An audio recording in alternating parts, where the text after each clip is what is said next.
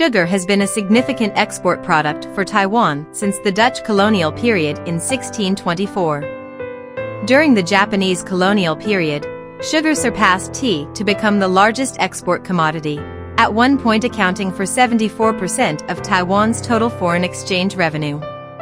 In 1900, Japan's Mitsui Group established the Japan-Taiwan Sugar Manufacturing Company in Nyanbashi, Tokyo. In 1901, it founded Taiwan's first modern sugar refinery, the Chianan Sugar Factory, in Kaohsiung. Officially operational in 1902, it marked a milestone in Taiwan's modern sugar industry. After the Russo-Japanese War in 1905, incentivized by the Governor-General of Taiwan, as many as 44 modern sugar factories were established during the Japanese colonial period. Their scale and degree of mechanization brought significant transformations to rural areas. By the end of World War II, 42 factories had been established across Taiwan, operated by companies such as Taiwan Sugar, Insuko Sugar, Meiji Sugar, Dai Nippon Sugar, Imperial Sugar, Taitung Sugar, Xinxing Sugar, and the Sanwo Company. By the end of the Japanese colonial period, these companies had been consolidated into four major corporations: Taiwan Sugar Manufacturing Company, Insuko Sugar Refining Manufacturing Company, Meiji Sugar Manufacturing Company, and Dai Nippon Sugar Manufacturing Company. Following World War II, the nationalist government established the Taiwan Sugar Corporation to take over the assets of the various sugar manufacturing companies in Taiwan. During the Qing era, Taiwan's traditional sugar mills, known as tangbu, utilized bullocks to power the cane-crushing process. Initially, the transportation of sugarcane relied primarily on manual labor and bullock carts. The Chianan Sugar Factory, established in 1901, initially used hand-pushed carts and ox carts to transport sugarcane. It then made use of the railway line that opened at the end of 1900, connecting Takao to Tainan, for transfer. The Taiwan Sugar Corporation Company applied to the Governor-General's office to establish the Chianan Station. A dedicated siding approximately 563 meters long was built from the station to the sugar refinery. This set a precedent for using railways to transport sugarcane. In 1905, the Taiwan Sugar Manufacturing Company conducted a study tour to Hawaii and subsequently experimented with laying several miles of narrow-gauge tracks for specialized bufench, using water buffalo to haul modern cane freight cars. The trial proved effective, leading to a decision to construct tracks capable of accommodating steam locomotives. In 1907, the Chianan Sugar Factory began widespread use of sugar railways for transporting sugarcane, introducing steam locomotives. Following the successful adoption of sugar railways at Chianan, other sugar factories quickly followed suit. Sugar railways were specialized rail systems built to meet the needs of the sugar industry, categorized into raw material lines and commercial lines. Raw material lines were primarily used to transport sugarcane, sugar, and factory supplies, while commercial lines mainly handled passenger and freight services, once serving as a major transportation backbone in Taiwan. The gauge of sugar railways was predominantly 762 millimeters, with routes radiating from sugar mills and connecting to the main trunk railway at stations to facilitate transfer. Sugar mills were primarily concentrated in central and southern Taiwan. During the Japanese colonial period, as sugar mills belonged to different corporations, their railways, even if adjacent, were not interconnected. In 1950, the Taiwan Sugar Corporation built the north-south parallel reserve line to connect the sugar railways of various corporations. Due to the east-west orientation of rivers in the Chianan Plain, the original rail extensions of individual sugar mills were often obstructed by rivers. If the north-south line had started from Holi or Dajia, it would have needed to cross the wide Dajia River. Therefore, Taichung Station was chosen as the starting point. From north to south, bridges were built to span the Wu River, Juashuai River, Hui River, Beigang River, Baizheng River, Zhengguen River, and Aran River. Some bridges also served both rail and road purposes. The line ended at Lizinei Station in Kaohsiung. After the Shilua Bridge opened in 1953, the north-south line was fully operational, integrating the rail networks of western Taiwan's sugar mills into a cohesive system. Taiwan's sugar mills used their railways to connect to stations on the main trunk line for transshipment, with the densest networks found in the Chianan Plain. Sugar railways north of Changhua included routes such as Dajia, Zhongnan, Xianxi-Changhua, Lukang, Tianlin, Zhuishui, Zhongliao, Weichecheng, and Xiaopu lines. In the Yunlinjiai area, sugar railways included Dolio, Kentukan, Donan, Xitong, Shilua, Luanbei, Longyan, Xiaomei, Dalian, Xingang, Beigang, Santialan, Kohu, Jiai, Puzi, Mangpu, Nanjing, and Nanju lines. In Tainan and the Kaohsiung-Pingdong area, sugar railways included Wushalin, Biha, Bude, Shuijia, Longtian, Yushan, Shanhua, Guanyao, Shaojiang, Linyuan, Chioi, and Ligong lines.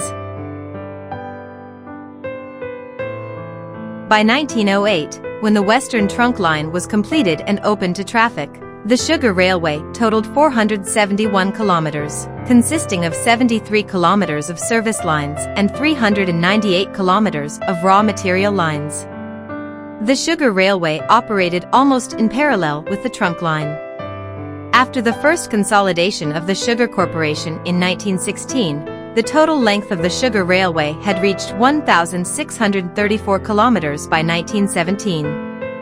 This included 1,219 kilometers of raw material lines and 415 kilometers of service lines, reflecting exponential growth and marking a period of rapid development for the sugar railway. Starting in 1927, the second consolidation of Taiwan's sugar industry led to continued expansion of the sugar railway. By 1941, the total length of the sugar railway had reached 2,713 kilometers, with 2,182 kilometers of raw material lines and 531 kilometers of service lines, 3 times the total length of the government-operated railway, which spanned 909 kilometers. After World War II, the sugar railway had a total length of 2,964.6 kilometers, including 2,337.5 kilometers of raw material lines and 627.1 kilometers of service lines.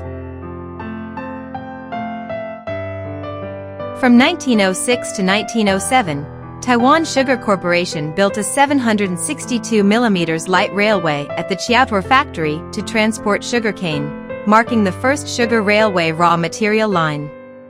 At the time, the total length was approximately 50 kilometers. Huwei Sugar Factory, located in Yunlin County, was established in 1907 and has a 114-year history. Together with the Changhua Sugar Factory in Tainan, it is one of the only 2 sugar factories still producing sugar nationwide. Huwei Sugar Factory is also the only factory in Taiwan still using Lufench to transport sugarcane. The Huwei Sugar Factory Station was originally called Wujianzuo Station but was renamed Huwei Station after 1920.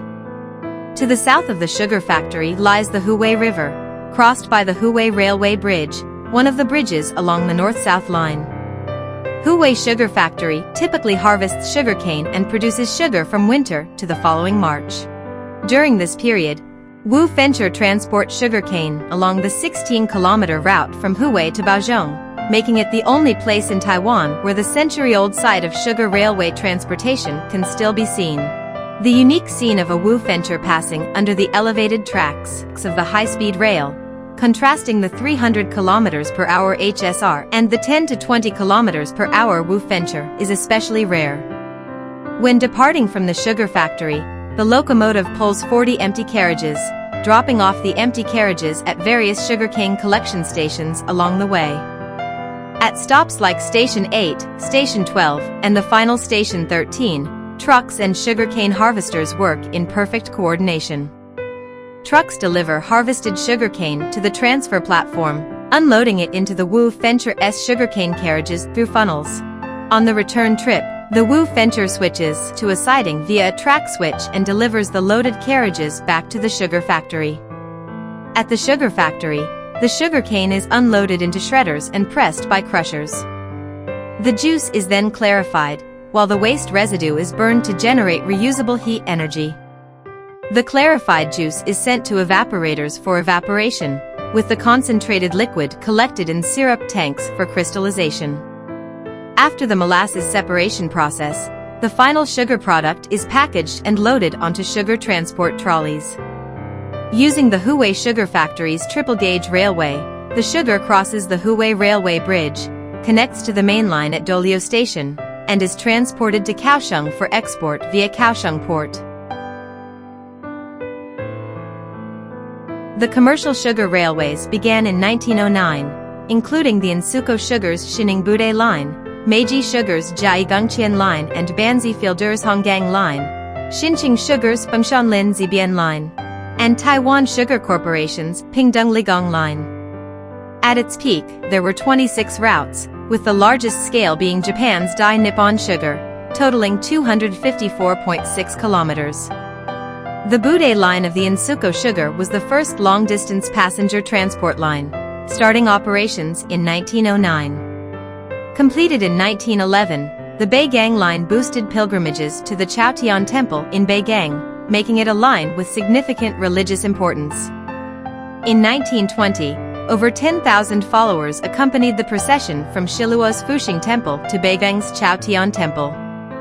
The Chimay line was established in 1910 by the Takasago Sugar Company and was soon acquired by other entities after a brief period of operation. It was the longest single-track line with the most stations, spanning 39.4 kilometers and initially featuring 10 stations, including Jukutang, Deshuzhou, Shipu, Linkou, Shizhou, Fanshuliao, Chimay, Zhongqing, Mainong, and Zituzhou. In 1927, the Taiwan Sugar Corporation announced a shift in the Chimay line's operational focus to passenger-oriented services, improving locomotives and carriages, increasing train frequency, and adding new stations. By 1928, 9 more stations were established: Gongguan, Longmu, Jiuzhi, Maizhou, Hashang, Dazhou, Dashan, Wulu, and Beishur, bringing the total number of stations to 19. By 1929, the number of passengers surged to 318,532, an increase of over 100,000. In 1932, additional stations were added at Tonglingkou, Luizhaoqing, and Patu, resulting in a total of 22 stations.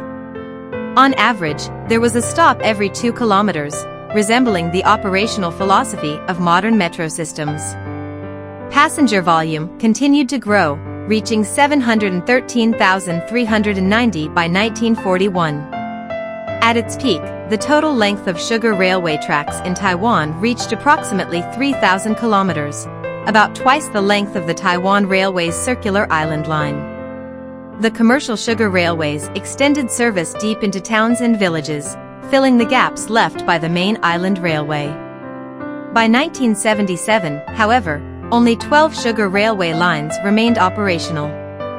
On July 1, 1978, the Chimay line ceased operations entirely. This marked the loss of rail-based public transportation as a cornerstone of urban-rural transit in Taiwan, a regrettable chapter in its transportation history.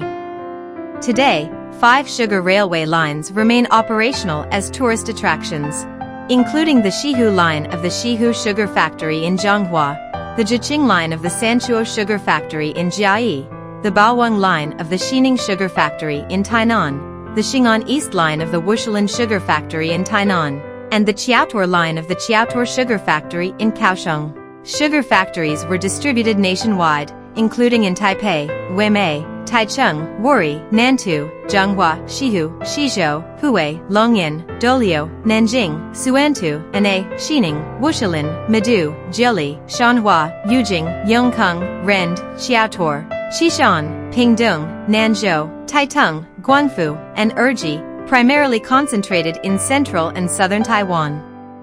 Before the establishment of the Taipei Sugar Factory, Yangbi set up a sugar mill in Bangka during the Qing dynasty. The mill used oxen to pull stone mills for crushing sugarcane, which was then boiled in large cauldrons to produce sugar.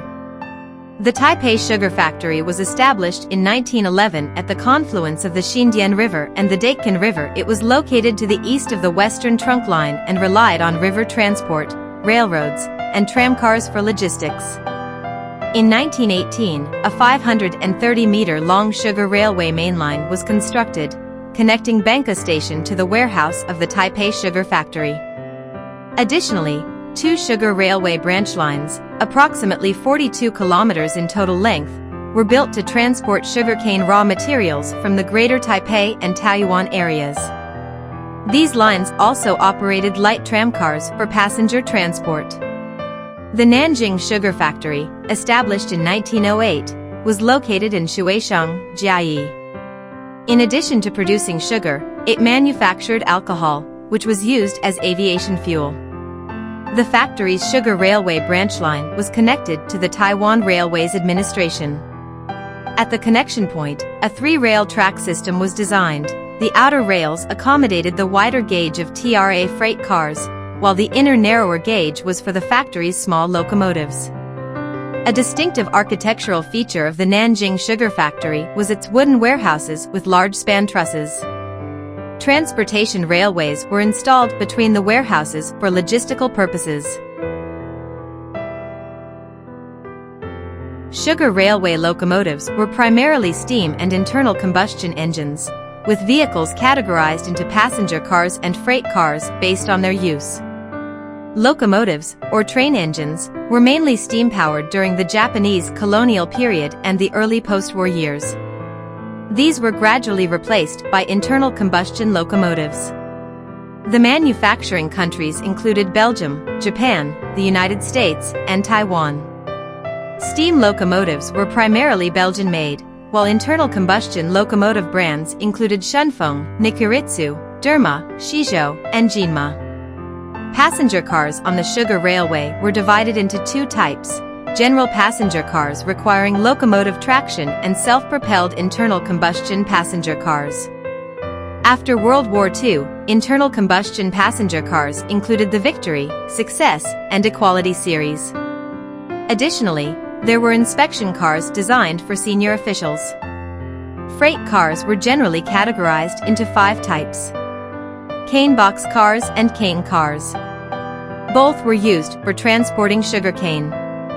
The difference between them is that cane cars lacked side panels, making them suitable for early manual sugarcane harvesting.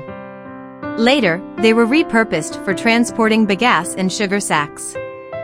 Cane box cars, enclosed on all sides with iron sheets or wire mesh, became the primary vehicles for mechanized sugarcane transport. Cabooses. Cabooses were typically attached to the last car of the train, providing space for conductors or sugarcane farmers. They also served as tail markers. If a train moved without a caboose, it indicated that the rear cars had become uncoupled. Open freight cars. These included gondola cars and flat cars. Gondola cars, also known as low-sided cars, had low side panels, while flat cars were simple platforms without sides. Cane cars were considered a type of gondola car. Covered freight cars, such as tarpaulin cars. Tank cars for water and molasses. Water tank cars carried water to extend the operating range of steam locomotives, while molasses tank cars transported liquid molasses. Sneaking bites of sugarcane on bullock carts or woofenture, and enjoying stolen white sugarcane hidden in the fields, are cherished childhood memories for many. Today, Huwei Sugar Factory is the only remaining factory using woofenture to transport raw sugarcane. The once extensive 3,000-kilometer sugar railway network that crisscrossed rural Taiwan has mostly retired, leaving only fragments of its former glory. Although most sugar factories have ceased operations, they once carried the economic burdens of countless families and brought significant foreign exchange revenue to Taiwan.